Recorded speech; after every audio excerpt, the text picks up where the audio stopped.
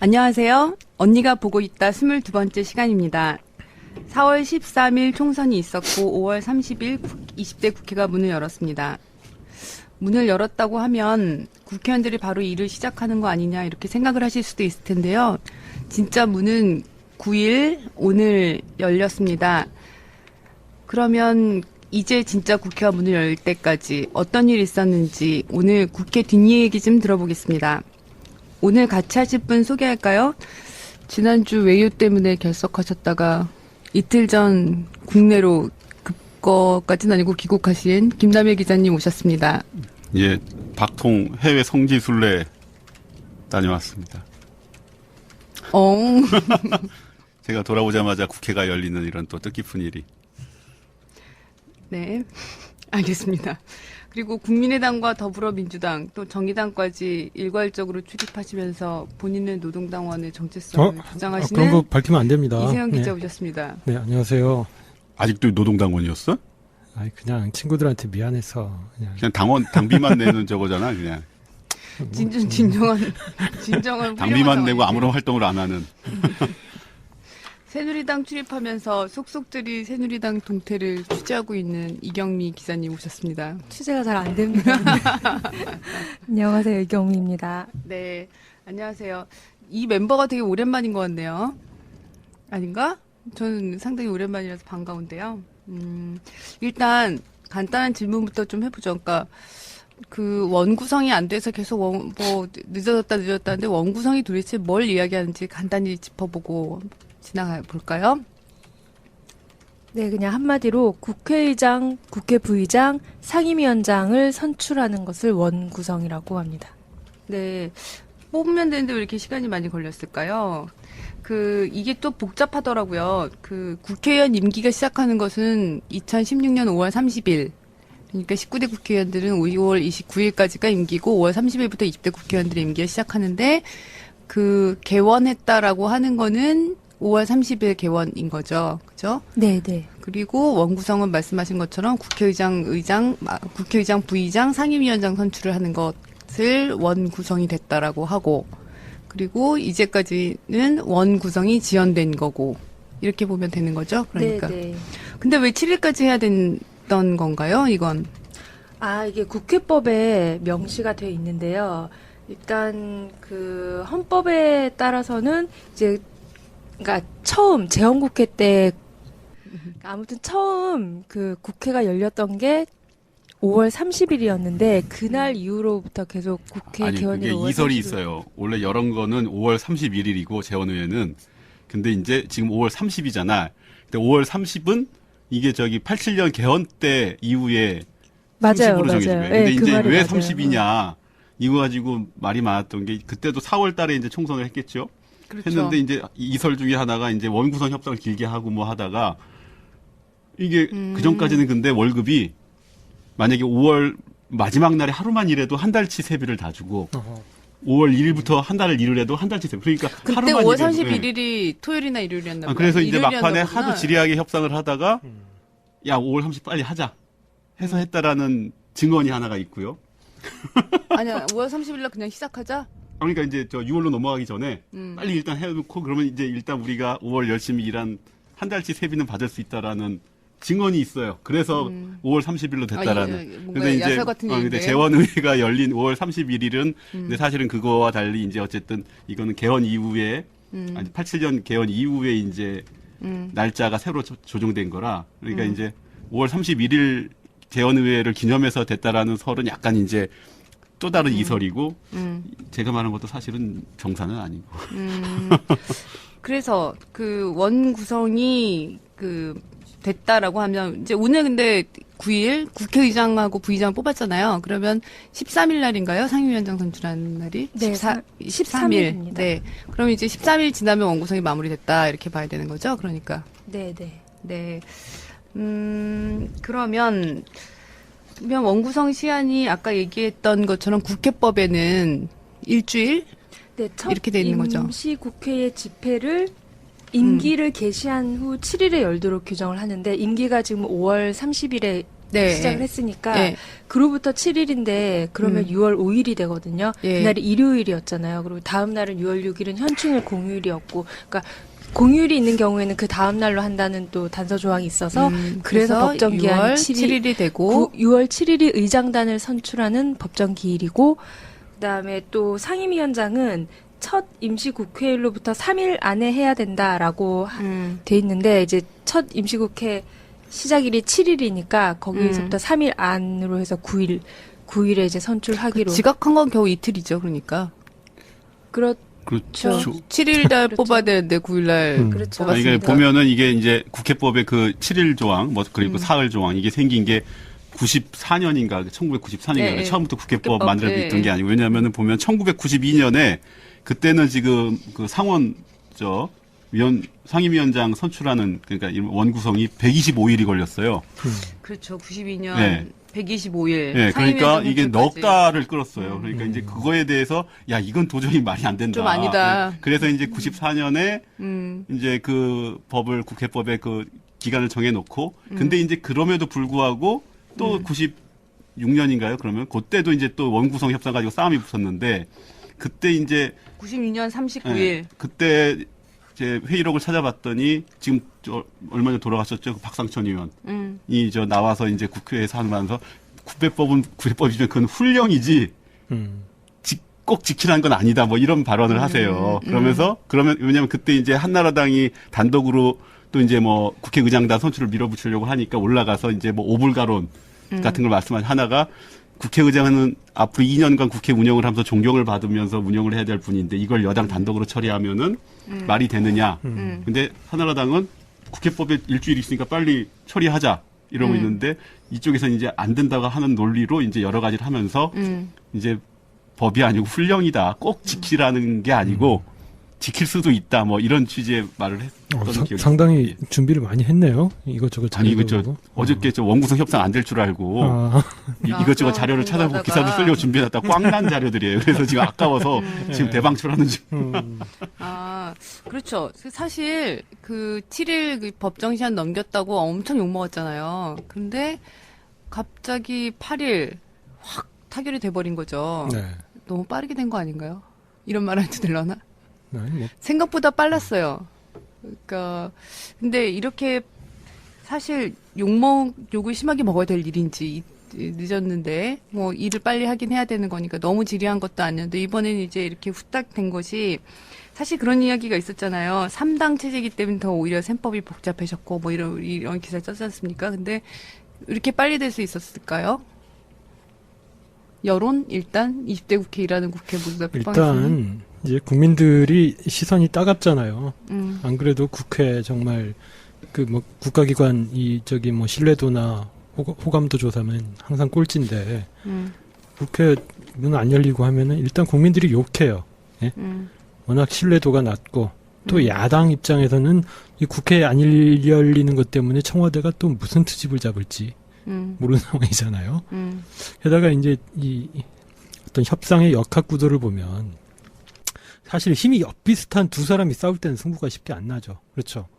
근데 이 판에 힘은 약한데 좀 머리는 잘 굴러가는 뭐 그 한 사람이 또 들어온 거예요. 머리는 잘 안 굴러가는 거. 그러다 보니까 의외로 싱겁게 이게 협상이 마무리될 수 있었던 거 아닌가. 네. 아니 그 머리 잘 굴러가는 당이 있는 그 국민의당 그 세비 반납하겠다고 했잖아요. 국회 원구성이 늦어지니까 보니까 계산해 보니까 이렇더라고요. 하루에 한 30여만 원씩 된대요. 하루 야, 좋네. 월급 중에. 그런데 이번에 이틀 늦었잖아요. 그러니까 60만 원, 60여만 원, 38명 모두 그러니까 2,280만 원을 그러니까 반납하게 되는 거더라고요. 네. 보니까. 제가 봤을 때 세비 반납하는 게 무서워서 국민의당이 서둘러 한 것 같아요. 말 꺼내놓고. 근데 아직 동의선 다 내지 않았다고 합니다. 그러니까 돈 많은 대표는 좀 늦게 내도 내도 돈 되겠지만 아닌 사람도 있잖아요.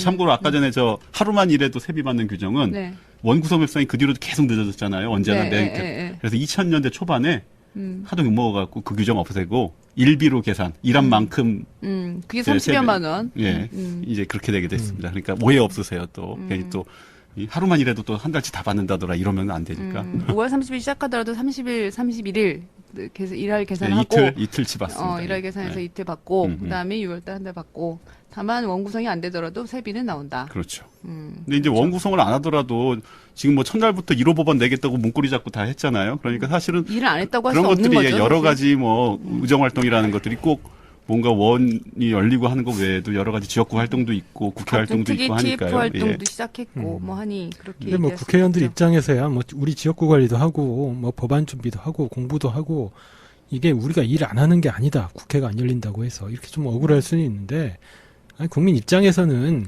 욕할 수밖에 없죠. 기자들도 꼭 기사를 안 써도 취재 열심히 할 때 있잖아요. 그러니까 메모만 올리고 열심히 하고 있는데 자꾸 기사 안 쓴다고 뭐라 그러고 그런 거 옳지 않잖아요. 아니, 그럴 거면 사실 애초에 법정 시한을 정해놓지 말든가. 근데 사실 이게 원구성 늦어지는 게 항상 기본적으로 아니 근데 기본적으로 법정 시한이 있긴 하지만 자꾸 무슨 뭐 싸운다 이런데 사실은 이게 원구성이라는 게 저 일반 사람들이나 뭐 누구는 뭐 별로 관심이 없지만 이게 굉장히 사실은 앞으로 중요한 향후 거죠. 2년 아니면 4년에 있어서 국정 운영이나 여야의 역학관계나 이런 게 굉장히 결정적인 쐐기를 한번 받고 시작하는 거잖아요. 근데 이걸 가지고 자꾸 뭐 밥그릇 지키기니 뭐니 사실은 이런 접근은 옳지 않은 것 같아요. 이게 뭐 당리당략이니 이 선거에서 이겼으니 한번 해보자는 거냐 아니면 졌으니 목리 부린다 뭐 이런 식의 좀 비판하는 뭐 여론이나 언론들이 많은데 사실은 이게 어떻게 보면 정부 견제 제대로 할 수 있는 거고 아니면은 국정 운영 제대로 할 수 있는 거고 사실 여러 가지 관계가 있는 건데 어떤 상임위를 가져가고 의장단을 어떻게 구성하느냐에 따라 너무 이걸 그냥 밥그릇 싸움이다라고 모르는 그렇게만 거는 예, 그거는 좀 못하다. 아니에요. 그렇죠. 저는 기본적으로 밥그릇 싸움의 성격이 큰 것 같아요. 사실 상임위원장 후보들이나 굉장히 목을 매지 일반 의원들은 나 어느 상임위만 보내주면 돼. 그것도 역시 밥그릇이에요. 그쪽 당은 그런가 대표가 보네. 그랬다고 그쪽 당은 자만 그렇지. 그랬다고. 유권자들이 누가 상임위원장 어느 당이 가져가든 그게 무슨 관심이 있어요, 사실. 아니 이제 조금 있다가 그리고- 상임위원장은 누가 왜 맡는가 중요한 거 이제 좀 이야기를 해보긴 하겠는데요. 이경미 기자가 지금 뭐 한마디 하려고 싶은데 지금 야당의 서스를 지금 밀려갖고 지금 말을 얘기하시죠. 못하고 있고 지금. 아니 그냥 이제 국회가 개원하면 빨리 의장단과 상임위원장을 구성해서 정상적으로 이제 국회가 돌아가는 게 이게 맞는데 이런 원구성 협상이 어떻게 보면 너무 좀 소모적인 협상이라는 생각이 좀 들고 그래서 이제 일각에서는 좀 이런 개혁을 얘기하는 사람들은 이런 거 아예 법으로 정해놓자. 뭐 예를 들어서 의장은 뭐 일당이 한다. 아니면 의장은 여당이 한다. 뭐 이런 식으로 해서 더 이상 이걸 가지고 질질 끌 수 없을 정도로. 일당이 하는 것도 총선 그러면 선거 당시 상황으로 한다. 사실 근데 이게 원구성 협상도 네. 사실은 이게 민주화의 산물이에요. 13대 국회 그러니까 88년 이전의 국회는 이긴 당이 모든 상임위를 다 가져갔어요. 그렇죠. 네. 그러니까 13대부터 이제 원구성 협상이 막 지리하게 싸우는 건데 사실은 이긴 당이 다 가져가는 게 미국이나 이런 데서 그렇죠. 이제 승자 네, 독식 제도로 하는 거죠. 그렇죠. 근데 이제 어떻게 보면 이게 그건 좀 아니다 싶으니까 이제 13대 민주화가 된 이후부터 이제 좀 뭔가 좀 이 의석수 비율에 따라 상임위를 나눠 가지는 이런 게 생긴 건데 관행이.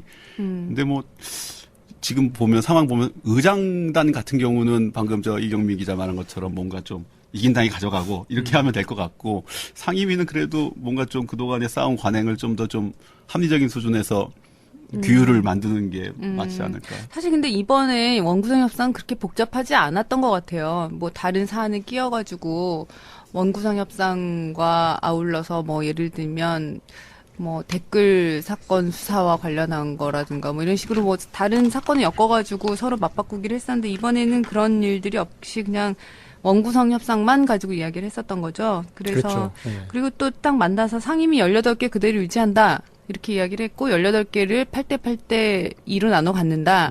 라고 이미 합의를 했기 때문에 사실 큰 틀에서는 이미 다 갖춰져 있었다. 이렇게 볼 수가 있을 것 같아요. 보면. 그리고 근데 그 와중에서 뭐 예결위 상설화라든가 이런 것들은 그냥 날아갔죠. 다른 더 말하지 못하고 교문이 분리라든가 이런 것들은 하지 않고 어쨌든 원구성 협상 시한 맞추려고 이제 넘어간 거죠. 그치만 이런 협상 내용보다도 어쨌든 막판에 이제 신경전이 굉장히 치열했었잖아요. 보면 이제 저는 궁금한 게 그거더라고요. 그 여러 언론들이 서청원 의원, 8선의 서청원 의원이 국회의장 자리를 양보하겠다 이렇게 하면서 협상의 물꼬를 텄다. 그래서 이제 어제 타결된 것이다. 이렇게 나오는데 그거 어떻게 봐야 돼요? 일단은 그게 맞는 것 같고요. 네. 그러니까 서청원 의원이 처음에 이제 총선 패배하고 직후에 그때 이미 안 의총에서 한다고 뭐 이제 그랬잖아요. 뭐 훌훌 털겠다 뭐 이런 식으로 해서 좀 포기하겠다는 식으로, 그러니까 그것도 안 하겠다는 게 아니라 이제 욕심을 버리겠다 뭐 이런 취지 뉘앙스의 얘기였거든요. 국회의장 얘기가 나오는데 여소야대에서 야당이 우리에게 주지 않는다. 다 접어야 한다. 후를 다 털겠다. 이거 안 한다는 얘기잖아요. 그런데 국회의장. 그렇게 고상한 말도 아니고 그 현장에서 나온 말은 야당 줘버려라 이런 거죠. 줘버려라라는 굉장히 조금은 좀 뭔가 굉장히 가져가 버려 이런 거. 그러니까 이제 총선 직후에는 그 새누리당이 패배했기 때문에 야당이 다수이기 때문에 표결로 하면 우리가 불가능하다라는 인식이 일단 기본적으로 깔려 있어서 이제 그런 인식의 바탕에서 이제 서청원 의원도 그냥 포기하겠다 이런 취지로 얘기를 했고, 근데 이제 중간에 이제 협상을 진행되는 과정에서 이제 그 국회법 개정안 청문회를 상설하는 그 국회법 개정안 통과되고 청와대에서 거부권을 행사하고 이런 과정을 거치면서 친박계에서 안 된다, 의장은 우리가 좀 지켜야겠다 이런 요구를 좀 그 정진석 원내대표에게 하기 시작했어요. 그러면서 물증이 있는 건 아니죠. 다 심증이죠 지금. 아니 그 요구를 했다는 의원총회에서 이제 우리가 그걸 가져야 된다, 국회의장을 지켜야 된다라는 발언을 이제 친박계 중심으로 발언을 했고, 그래서 이제 정진석 원내대표는 더 부담이 생긴 거죠. 의총에서 그렇게 네네. 얘기를 했다는 5월 거죠. 30일인가 그랬더니 그날 네, 이후 30일. 이제 기류가 확 바뀌었잖아요. 네, 그러니까 야당에서는 이건 청와대가 개입했다라고 하는 그러니까 의심을 당연히 했던 거고. 그 정의용 의장이 막판에 저거 국회법 올리고 나서 대통령이 거부권 행사하면서 야 이거 안 되겠다 싶었던 게 뭔가 이 속된 말로 아다리가 딱딱 맞잖아요. 아귀가. 그러면서 그러니까 실익도 없는 거부권 행사가 아니 저기 국회법 개정안 통과시켜가지고 참 꼬였어요 처음부터 이게. 뭘 또 실익도 없어가지고 근데 어쨌든 저 서청원 의원이 물고 텄다. 이거는 좀 약간 딱 어저께 그 처음 드는 생각은 그러면 그동안 열흘 동안 막혔던 건 서청원 때문이었어. 딱 되는 거예요. 그렇죠. 그걸 그러니까 자인한 지금 셈이죠. 그러니까 수채구멍 여당이. 막고 있었던 건가? 지금? 뭐 이런 거예요. 마치 그래놓고서는 저 또 있던 거야? 이런 것처럼 저기 아니, 의장직 하나 툭 서청원 주는 의원이 거. 이게 굉장히 말이 쓸모 되냐고. 있었던 거 아니에요? 가장 최다선인 서청원 의원이 국회의장을 이제 포기하겠다라고 한다 이러면서 이제 뭐 간지난다. 정말 잘하신 결정입니다. 뭐 박지원 의원도 정말 잘했다라고 치하를 하고, 일단 그런 것도 있고, 또 국회의장 갑자기 가져가야 되겠습니다라고 하면서 협상에서 많은 걸 얻었고. 서청원 의원이 이미 쓸모가 많아요. 한 달 전에 저 새누리당 당선자 총회 초대에서 뭐 우리 못한다 야당 가져가 국회의장 버려. 우리 안 된다를 이미 말을 해놨어요 이미. 그런데 이제 뭘 또 야당 줘버려라. 이거 몇 개를 갖고 있는 거야 의장을. 서청원 의원 입장에서야 2년 동안 건강만 잘 유지하면 어차피 하반기 오늘 사실상 국회의장 해봤잖아. 저기 그러잖아요. 국회의장 선출을 위한 본회의를 열었는데 할 사람이 없으니 최다선인 서청원 의원이 의장 그렇죠, 직무대행을 했어요. 아니, 지금 그거는 원래 예전에 언제나 그렇게 합의를 한 관례상으로 거예요. 그러니까 그렇게 하는 관례상 거죠. 한 거야 어쨌든 저 국회. 그래서 나 국회의장. 오늘 화면을 못 봤기 때문에 본회의 표결은 그러면 진행한 것은 결국 서청원 의원이 정세균 했다. 의장을 선출하기 전까지는 그때는 서청원이 의원이 한 했죠. 거죠, 예. 그죠? 그러니까 최다선으로 하는 거죠? 최다선. 그렇죠. 최다선. 최다선이 이 두 명이면 거기서 고령. 그렇죠. 우선, 예. 참 우리나라도 참 고식이에요. 고령으로. 바람직한 겁니다. 나이가 먹고 들어가는 거지 뭐. 그래서 나이로 서열 세워봐 한번. 나 오빠라고 불러야 돼 그러면 누구를? 오빠가 왜 보고 있다. 이러십니까? 오빠가 보고 있다로 바꿔. 오빠를 아재가 부르겠다. 보고 있다를. 나이를 따지면 아재가 보고 있다를. 네. 그러니까 그 서청원 의원이 뭐 양보했다라고 하는 건 조금 과대한 측면이 있는 거고.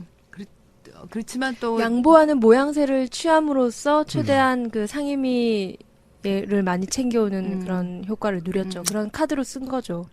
그렇죠. 그러니까 이게 뭐 되면 좋고 안 되면 카드고 그런 거죠. 그러니까. 어쨌든 서청원 의원은 좀 후반기 국회의장 진짜 그냥 말한 것처럼 할 것 같잖아요. 어차피 저 일당은 후반기에는 바뀔 거예요. 새누리당으로. 어차피 의장 가지고 계속 여야가 이렇게 부딪히면서 원구성 지연되면은 결국 새누리당이 덤터기를 쓰게 돼 있었어요. 그렇잖아요. 그렇죠. 처음부터 그 국회의장은 총선의 민의에 따르겠다라고 한 말이 있었기 때문에 그걸 번복하는 상황이었던 거고 새누리당도 그걸 접을 수밖에 없는 상황이었다. 아니다. 후반기에 새누리당 일당이 안 될 수도 있겠다. 야당이 어떻게 되냐. 아니 뭐 저기 복당하고 새로운 3당이 생길 수도 있으니까 우리가 다 가능성을 너무 예단을 하지 열어놓고, 맙시다. 그렇죠. 그 상위위원장 어제 배분이 있었는데 협상하면서 그 이세영 기자가 쓴 글을 보니 3당의 대차 대조표를 면밀히 비교해 보면 더불어민주당은 명분을, 새누리당과 국민의당은 실속을 챙겼다고 보는 게 자연스럽다 이렇게 썼는데, 그러니까 실속을 더민주가 못 챙겼단 말이죠. 그러니까. 그렇죠. 원래 국회의장이야. 원내 일당이 당연히 가져와야 되는 거고 내준 것과 가져온 거를 비교해 보면 이게 무게차가 확실하거든요. 가져온 게 예결위, 외통위, 윤리위. 예결위야 뭐 그렇다고 쳐요.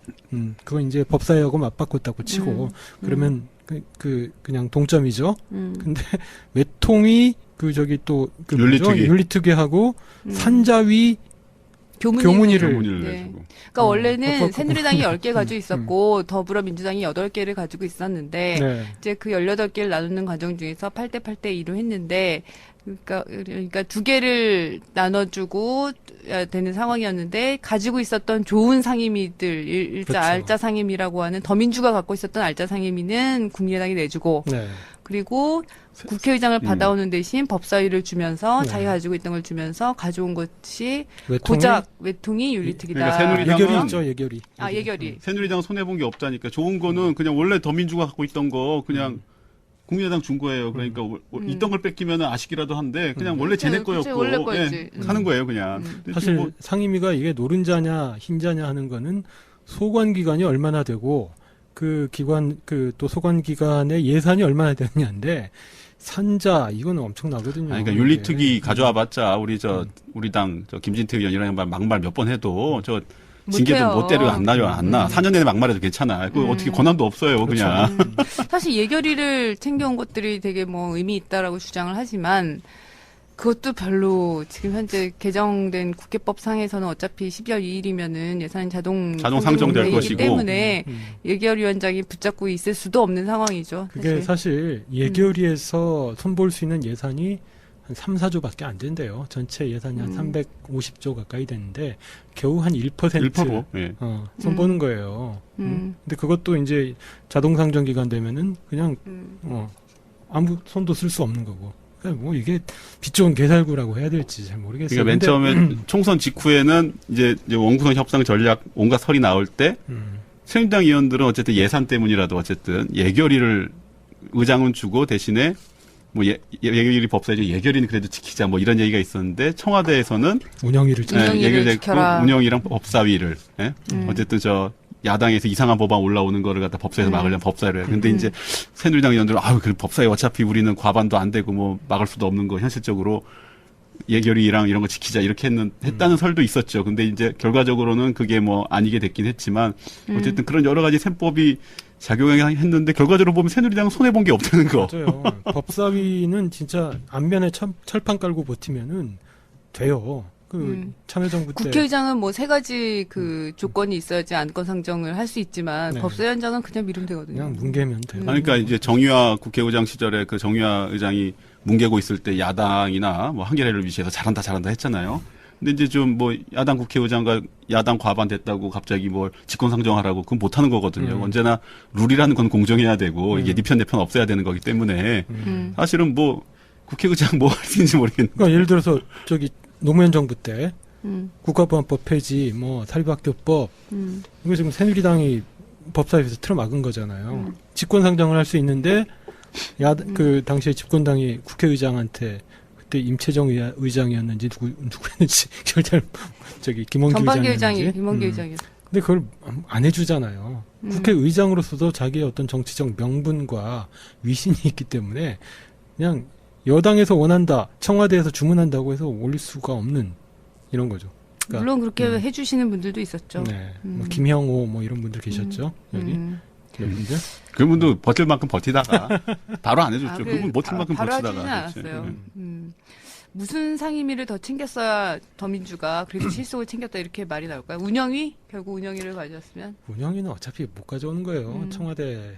기재위나 정무위 쪽에서 하나를 가지고 왔었어야 되는 것이 아니었을까? 그러니까 이제 뭐 더민주 입장에서는 자기들이 이제 경제정당, 수권정당으로 앞으로 이제 키워나가겠다 하는 입장에서는 뭐 모양이야 좋죠. 기재위 정무위 가져오는 게. 그리고 이제 근데 사실 그거보다는 미방위를 놓친 게 참 아쉽다는 얘기들이 많아요. 방송, 통신. 미방위도 근데 사실 되게 안 주려고 하는 그런 네. 상임위 아니었을까 그러니까 요구해서 될 만한 상임위였어야 되는 게 아닌가라고 하는 이야기. 그런 얘기. 이를테면은 뭐 미방위에서 위원장이 저기 어쨌든 야당 의원 수가 많을 거 아니에요. 거기서 이제 힘으로 밀어붙이면은 문화방송, 뭐 KBS 이런데 사장들 불러다가 청문회도 열 수 있고, 연합통신, 연합뉴스 같은 경우에도 뭐 지금 뭐 일방적인 특혜를 주게 있는 것들을 이제 손볼 수도 있고. 근데 이게 이제 사실 새누리당이 갖고 있으면은 지금의 현행 체제가 그대로 유지될 가능성이 높은 거죠. 그런 점에서 언론 개혁을 강하게 원하는 유권자들 입장에서는 이게 가장 아쉽다고. 그러니까 더민주 같은 경우는 지금 MBC 해직기 뭐 언론인 출신 뭐 그렇죠. 이런 걸로 해서 저기 특위도 뭐 연구단체 특위도 꾸린다 뭐 했었잖아요. 그죠? 응? 지배구조 개선. 근데 뭐 왜 미방위 신경을 안 썼을까? 응? 우상호 원내대표 왜 그랬대요? 그 얘기 들어보면 네. 그런 거 아니에요? 미방이 어차피 안 될 거였어. 라고 하는 지뢰 아니, 포기한 근데 얘기를 하죠. 이경민 기자 정진석 원내대표랑 통화가 했을 때도 굉장히 자기 미방위 가져온 거 되게 뿌듯해하지 않았나? 지킨 거? 그렇죠. 백브리핑에서 그렇게 얘기를 했죠. 그러니까 뭔가 새누리당도 굉장히 다행으로 여기는 걸 갖다 지금 야당은 아쉬워하지 않고 있잖아, 공개적으로. 왜냐하면 지금 현재 계속 아쉽다 이런 얘기 나오면 자기들이 협상 못했다는 걸 자인하는 것이기 때문에 그거 원래 안 될 거였기 때문에 우리가 어쩔 수가 없었고 우리는 여기서 지금 통 크게 이게 나온 거고 뭐 이렇게 하는 얘기죠. 이경민 기자가 어저께 정지석 원내대표에 굉장히 당황해하는 게 있었잖아, 그지? 뭔가 이 국민의당과 손잡고 내다바이 더민주를 시킨 것 같은 정황이 드러났는데. 아하. 응? 얘기 좀 서둘러 해보시죠. 막 말 돌리고 지금 정지석 원내대표가 당황하면서 그게 있어요, 지금 결정적인 게. 아니. 아니, 그런 건 아니고 저희가 기사에도 썼듯이 이번에 아무튼 국민의당 박지원 원내대표가 또 좀 중간에서 큰 역할을 한 것 같더라고요. 그러니까 중재, 조정, 장난질. 정진석 원내대표랑 둘이 따로 만나고 또 우상호 원내대표랑 따로 만나고 이런 식으로 하면서 새누리당한테는 너희 의장 양보해라. 어차피 뭐 표결로 해도 우리 국민의당이 밀어준다고 해도 너희가 비박계를 다 단속을 할 수 있겠느냐. 너네 38명 이내야 뭐 이러면서 아니야, 하는 여기서는 거죠. 표 계산까지 했잖아. 25표? 국민의당에서 계산해 보니까 최대 25표라 그랬나? 어떻게 되는 거야? 그렇죠. 그러니까 네. 굉장히 뭔가 디테일하게 조사를 해왔더라고요, 양반이. 그러면서 비박계가 이탈하면 어차피 서청원 안 된다. 네. 그러니까 그래서 그런 식으로 접어라. 해서 좀 뭐. 접어라라고 설득을 했다고 하고 뭐 이런 거 그렇게 있죠. 38표 우리가 다 던졌어. 너네 그쪽에서 뭐 47표가 뭐 이탈하면 어떻게 할 거냐 뭐 이런. 국민의당에서 이런 25표를 주더라도 비박계 이탈표가 그보다 더 많을 거다 이런 식으로 해서 왜 했다고 38개 하더라고요. 중에서 또 25표니까. 박지원 원내대표가 확실히 그 뒤에서 개인적으로 이쪽하고 접촉하고 서청원 접촉하고 정진석 접촉하고 하면서 많이 장난을 친 건 사실이에요. 근데 이거를 이제 더민주에서도 처음에는 우려를 했는데 오늘 만난 원내 부대표의 한 분, 더민주 원내 부대표 가운데 한 분이 박지원 대표와 아주 가까운 분이 있어요. 당에 같이 있을 때 처음부터 근데 이렇게 나갈 것이다라고 생각하고 굉장히 경계를 많이 했는데 갑자기 뭐 청와대 개입설 터지고 이러면서 잠시 방심한 사이에 박지원 대표가 이쪽 저쪽 다 접촉하면서 주시고 다니면서. 그랬다는 거예요. 역시. 그래서 이제 국회의장 서청원 카드 접어라라고 이제 얘기를 해서 이제 의장은 어쨌든 더민주에 가져오게 했고 또 그다음에 우상호 또 대표한테는 운영위를 포기하라 뭐 이렇게 또 얘기를 어차피 하고. 그쪽은 청와대 청와대 안 때문에 넣어준다. 힘들다. 네, 운영이 뭐 가져온다고 뭐 민정수석 증인으로 하면은 뭐 나오겠어요? 안 나와, 그거. 나오지도 않고 뭐. 그러니까 뭐 이런 논리를 이제 안 한 거죠. 그리고 운영위가 쟁점이 되는 이유는 가장 한마디로 얘기하면 그 세월호 때 청와대 7시간, 박근혜 그렇죠. 7시간을 청문회를 해야 된다라는 그때 게 야당의 김기춘 실장이 주장인데. 7시간 동안 뭐 했습니까? 뭐. 근데 이제 뭐 청와대 동맹에 계셨으니까. 새누리당과 청와대 입장에서는 전반기 운영위는 무조건 지켜야 되는 거죠. 이걸 막아야 되는 거죠. 그래서 이제 오히려 의장보다도 운영위가 더 중요했던 근데 상임이었죠. 더민주 입장에서, 그러니까 더민주를 출입하는 기자 입장에서 봤을 때 왜 쓸데없이 외통위를 가져오고 미방위를 못 가져왔는지 난 그게 가장 아쉬워요. 외통위 같은 경우에 이제 당에서 내세운 논리가 대북 관계, 또 통일 문제가 걸려 있기 때문에 햇볕 정책을 계승하는 우리 정당으로서는 중요했다라고 하는데 아니 어차피 그거야 정부에서 안 하면 못 하는 거고 일개 상임위 차원에서 할 수 있는 게 뭐가 있어요. 그러니까 정부 여당 입장에서 이제 국정에 책임을 지는 입장에서는 사실은 국방위 그리고 외통위 굉장히 정보위. 상징적인 두 축이거든요. 그렇죠? 그거 뭐 기재위 뭐냐 경제까지. 근데 이제 외교 안보 이쪽으로 왔을 때 국방위와 외통위 사실은 정부 여당 입장에서는 뭔가 상징성으로라도 갖고 있어야 되고 이것이야말로 어떤 저 수권 정당으로서의 뭐 여러 가지 면모의 좀 구색을 갖추는 건데 사실은 여기서도 외통위를 갖고 있는 게 좋죠 여당에서. 근데 말한 것처럼 외통위 뭐 없어요. 결의문? 외통위에서 결의문 19대 국회 때 결의안 내가지고. 결의안 내갖고 채택이 되지요. 근데 이게 얼마 전에 저 없죠. 국회 입법조사처인가요? 어디서도 한번 저 외통위에서 19대 국회 때 낸 결의안 뭐 38건인가? 이걸 분석한 게 있어요. 이게 결의안이라는 게 주로 대외 관계, 남북 관계 아니면 대일 관계, 아니면 사실 외국 국가에 대한 결의문이 많거든요. 영향력이 한 탱이도 없다는 거예요, 한마디로. 그렇죠. 외국에서 뭔가 찔끔이라도 하고 한국 국회가 이렇게 결의안을 채택했으니 우리가 좀 어이구 이러면 안 되겠다 싶어. 이런 반응이 전혀 우리가 없는 미국 상황도 그냥 아니고. 그냥 네. 우리끼리 하는 자기 만족적인 이런 거예요. 그러니까 사실 별게 없는 거예요, 상임위가. 그러니까 어떻게 상징성은 되게 큰데 뭔가 좀 대외적 그래서 영향력이나 결국 이제 국내 영향도 적은. 종합하면 더민주는 상징성과 명분을 챙겼다라고 하는 제1야당으로서 통 크게 이제 양보함으로써 원구성 협상을 빨리 마무리 질 수 있게 하는 데 힘을 썼다. 뭐 이렇게 볼 수 있을 뭐 정리를 하면 그렇지만 이 과정에서 어쨌든 우상호 원내대표는 첫 번 이제 1라운드를 치른 거 아닙니까? 네. 근데 뭐 좀 당내에서 불만이 많나요? 특히 이제 핵심 상임위원회의 위원장을 노리던 3선, 4선 의원들은 부글부글 장난이 끓죠. 아니에요. 아무개 아무개 미 의원님이라든가 또 아무개 의원님이라든가 각각 이제 교문이나 이쪽 경제 관련 상임위를 노리시던 분들인데 엄청나게 항의를 했다고 해요. 오늘 아침에 의원총회 앞서서. 그게 어떤 우상호 원내대표 리더십에 흠집이 나는 정도까지 그럴까요? 그건 아닌데 일단 근데 3선 4선들이 이제 뒤에서 씹기 시작하면은 참 힘들어지죠. 그분들이 또 보통 성격의 분들이 아니잖아요. 네. 새누리당 우리 당은 좀 그런 거 없는 것 같던데. 오늘 조용하더라고요. 그냥 저 그냥. 외통위 빼기신 분은 지금 국방위로 좀 옮기실까 지금 생각. 어쨌든 저기 우상호 원내대표단은 우리는 이러이러한 이유로 했다라고 이제 계속 선전을 하고 있고, 네. 그렇지만 어쨌든 실속에서는 좀 못 미쳤다라고 그러니까 뭐 하는 거고. 국민들이나 지지자들한테서 이렇게 욕을 뭐 먹을 일은 아니지만 의원단 내부에서는 욕을 먹. 약간 좀 헐랭이다라는.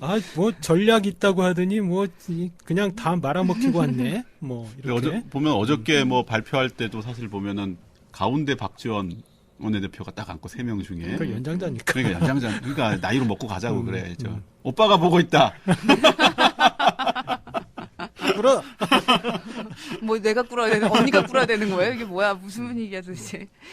그 9일 오늘 국회의장을 선출했는데요, 결국 더민주 보면 4파전으로 이제 치러서 정세균 의원이 국회의장 후보가 됐죠. 근데 그 이세영 씨 쓴 기사 보면 이석현 의원이 다크호스라더니 정말 부끄럽습니다. 뭔가요? 기사가 왜 그래요? 저는 아마 지워버리고 싶습니다. 그 또 이석현 의원 쪽에서 그건 좀 이렇게 아니고요. 살살 또 얘기 정세균 너무 의원 단순하게, 71표, 문희상 의원 35표, 박병석 의원 9표, 이석현 의원 6표 이렇게 나왔죠. 네. 네. 왜 그랬냐고 그러니까. 그러니까 구태의연하게 개파 구도를 가지고 이렇게 표 계산을 하다 보니까 그래도 비주류가 결집하고 지난번에 사실 원내대표 선거 때도 비주류가 다 합치면 한 40여 표 되지 않았습니까? 근데 이제 그때 분열하면서 이제 다 떨어졌는데 저는 그때하고 이번하고를 이렇게 좀 그 의장단은 지나치게. 뭔가 약간 어쨌든 친소관계, 인간관계 이런 게 크게 작용하는 것 같아요. 어떤 뭐 맞아요. 평소의 인품, 뭐 어떤 여러 가지가. 그러니까 새누리당은 나이, 선수. 예? 오늘 제가 그랬잖아요. 네, 사실은 네. 심재철 의원, 김정은 의원, 심재철 의원이 이제 5선이고 김정은 의원이 4선. 근데 뭔가 근데 사람들은 심정적으로는 김정은 의원이 뭔가 될 것 같은. 김정은 의원이 직전에 이제 당 정책위의장도 하고 뭐 여러 가지 활동을 또 많이 하고 이제 그날 당일 연설에서도 조금 더 뭔가 매력적인 그 초대선 연설을 의원들을 데리고 해외를 가겠더라고요. 사실 이게 당내 포퓰리즘 지도부를- 공약을 펼치면서 해서 될 줄 알았는데 됐지 않. 그래서 실수 그리고 에피소드인데 몇 표죠, 몇 표죠? 그 모 인터넷 언론에서 개표도 하기 전에 그 김정은 전 정책위장이 부의장으로 당선됐다는 오보를 띄운 거예요. 81표로. 네네. 아, 뭐, 진짜 실제 몇 표였죠? 아, 그게 그거- 그까진 않아요. 네네. 나중에 회의록에만 부의장 안 남고, 가나? 그러니까 좀 예의상 과반만 넘으면 어. 그냥 개표를 중단하고 그게 네. 더민주도 그렇게 했더라고요. 아니요. 아니야, 그렇게 더민주는 안 다. 했어요. 아, 부의장. 국민의당이 국민의당이. 그렇게 아, 했어요. 국민의당이 네, 그렇구나. 네. 네. 아니야, 새누리당도 이제 당에서 이제 후보를 정할 때, 이제 의총에서 이제 그걸 뽑았을 때, 딱 과반 넘어가면 여기서 스톱. 네, 그걸 국민의당, 새누리당이 오늘 그렇게 하면서 국민의당이 그렇게 선출했다, 우리도 그렇게 하겠다라고 해서 그냥 과반만 확인이 국민의당 되면 참 열심히 하네요, 정말. 그러니까 아무튼 오늘 그 표결의 교훈은 이 당직이 걸린 당직 선거는 이게 개파 구도가 작동을 하는데 이 국회의장 같은 일종의 명예직이잖아요. 그러니까요. 맞아요. 여기서는 네. 친소 관계, 호도 이게 가장 크게 작용하는 것 같아요. 새누리는 무조건 위계이기 때문에 선수. 혹시 오선이 사선 그런 건 없었나요? 이기는 거지. 박지원 대표가 그 문희상 의원을 겨냥해서 뭐 친노는 국회의장 안 된다. 뭐 이렇게 얘기한 거 뭐 이런 게 혹시 영향을 끼쳤을까요? 그게 뭐 남의 당에서 하는 게 뭐 저기 당내에서 무슨 혹시 뭐 네. 이렇게 될 경우에 만약 친노 센 사람이 나오면은 그거는 그러면 안 찍어주는 거 아닐까? 국민의당에서 굉장히. 반대표 나오지 아니, 않았으면 그거는 이제 새누리당과 경선을 할 때 통용되는 논리지. 어차피 한 사람 나가서 찬반 투표인데 그게 무슨 상관이 있어요. 그래도 미우면 미운 거지. 정세균 의원이 네. 자꾸 대표라고 하려고 하네. 네, 네. 직업적 당 대표라서 그 정세균 의원이 본회의에서 이제 287명 중에서 274표를 얻었죠. 네. 13명이 안 찍었는데 네. 음, 저는 한 사람 알고 있습니다. 그렇죠. 제가 그분을 그럴까요? 목격했습니다. 투표하자마자 바로 나와서 차를 타고 횡하고 치읓? 떠나시는 거 치읓? 같습니다. 비읍 이응시옷 의원님이라고. 더불어민주당 의원이죠. 아 그렇죠. 그러니까 지금 13표 중에서 그 당내에서도 안 찍은 사람이 있을 거다 이런 그러니까 이야기인 거죠. 정말 인간적으로 너무 싫어하는 분들은 안 찍었겠죠. 그래서 반대표를 던진 걸로. 네. 그 20대 국회 뭐 키워드를 언론이 정한 거긴 하지만 어쨌든 협치라고 하지 않습니까? 협치. 근데 협치라는 말 자체가 뭐 여야 상황에서 쓸 정확한 용어는 아니다 이런 의견도 있지만 여튼 뭐 각자의 주장만 내세우면서 극한 대립을 하는 거 말고 일종의 타협과 절충의 정치를 잘 해라 네. 이런 뜻일 텐데 그게 가능할까요? 이제 20대 국회에서 그 처리해야 될 일로 이 야가 세월호 특별법 개정 그리고 4개의 청문회 가습기 청문회, 어버이연합 정운호 게이트, 농민 백남기 씨 물대포 사건 이렇게 4개의 청문회를 같이 공조하기로 했잖아요. 네. 어떻게 될까요? 이게 그 타협과 절충의 정치의 1호로서는 굉장히 여당으로서 받아들이기 힘든 대치하기 쉬운 사안이라고 보여지는데. 야당도 기대 안 해요. 어차피 가습기 청문회야. 그러니까 특위를 만들어서 청문회를 하기로 했기, 여야가 합의를 한 사항이기 때문에 이건 되는 거고 나머지 사안들은 여당이 반대하는데 어떡하겠어요. 상임위 차원에서 청문회를 할 경우에는 여야가 증인 채택에 합의를 하고 이렇게 해야 돼요. 청문회를 열 수는 있는데 증인 채택에 합의를 안 하고 여야가 합의를 안 하면 안 나와도 할 수 있는 게 없어요. 그 증인이 안 나와도. 참고인이나 증인들이 안 나와도. 지난번에 2012년에 문화방송 파업 청문회가 그랬고요. 그래서 실효성 있는 청문 절차가 이루어지기가 어려운 거죠. 그러니까 더민주도 사실 나머지 청문회에 대해서는 별 기대를 안 하고 있는 솔직한 상황입니다. 진짜로요? 음. 아까 이석균 그것도 틀렸잖아. 정세균 안 되면.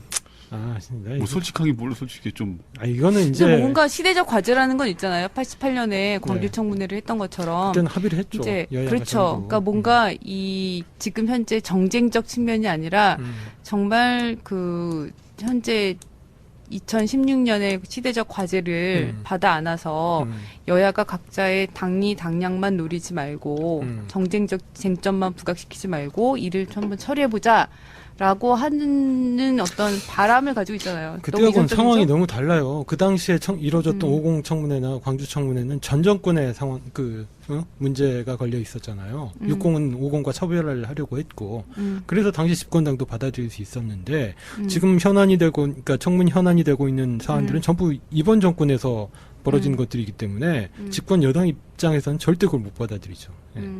그럼 앞으로 20대 국회에서 이제 이 야가 이것을 계속 내세울 경우에 또 공전 상황이 올 수밖에 없다. 그리고 이 야는 어느 정도로 야도 이제 그냥 출구를 찾으면서 이렇게 갈 것이다라고 어느 정도 보여진다는 이제 거죠? 지지자들을 좀 다독이는 차원에서 뭔가 으쌰으쌰하는 한번 분위기를 하다가 그만둘 거예요. 이런 허무한 결론을. 네.